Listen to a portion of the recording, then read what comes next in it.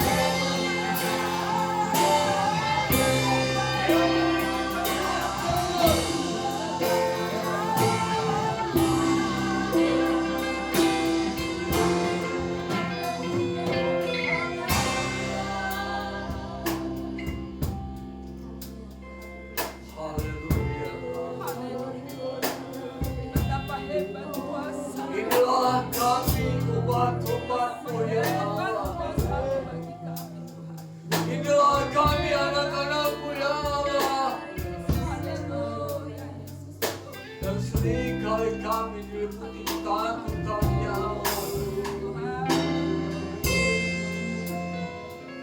Seringkali kami gentar menghadapi keadaan zaman ini, ya Allah. Terima kasih firman-Mu pada saat ini, ya Allah. Engkau mengajar kepada kami agar kami tidak takut terhadap apapun yang terjadi di dunia ini. Apapun niat jahat yang akan dilakukan oleh orang lain kepada kami, dan kami tetap meyakini bahwa Allah tidak pernah membiarkan kami. Allah tidak pernah meninggalkan kami. Allah berserta kami sampai ke sudah zaman.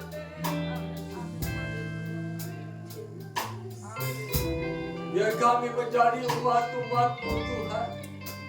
Menjadi anak-anak-Mu, ya Tuhan, yang membangun manusia roh dalam kehidupan kami. Kami yang terus mengalami perjumpaan dengan Tuhan. Kami yang terus percaya kepada janji-janji Tuhan. Kami terus berpegang pada perbuatan-perbuatan Allah di masa lalu.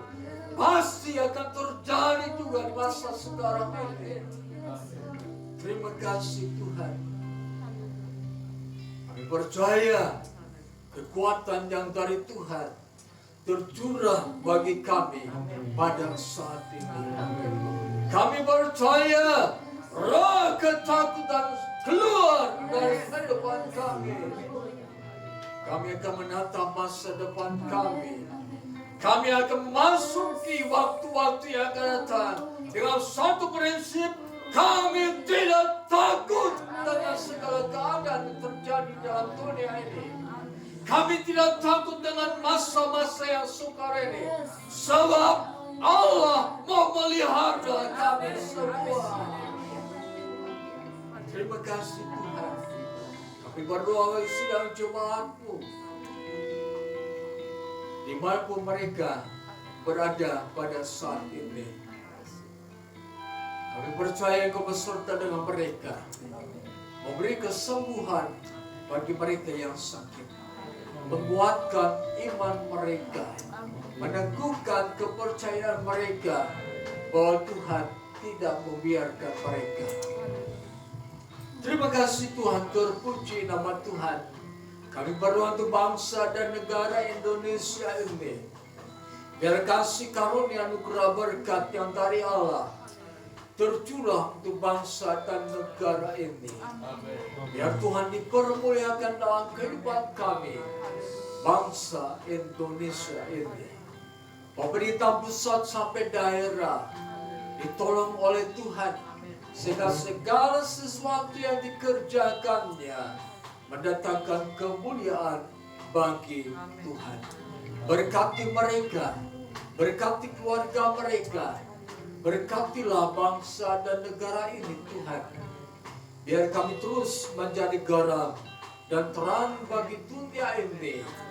Biar kami terus tampil menjadi anak-anak Allah yang mengasihi sesama kami manusia, yang mendoakan mereka senantiasa. Terima kasih Tuhan, terpuji nama Tuhan. Kami serahkan perjalanan pulang kami ke rumah kami masing-masing ke dalam tangan-Mu. Kami percayakan kehidupan kami.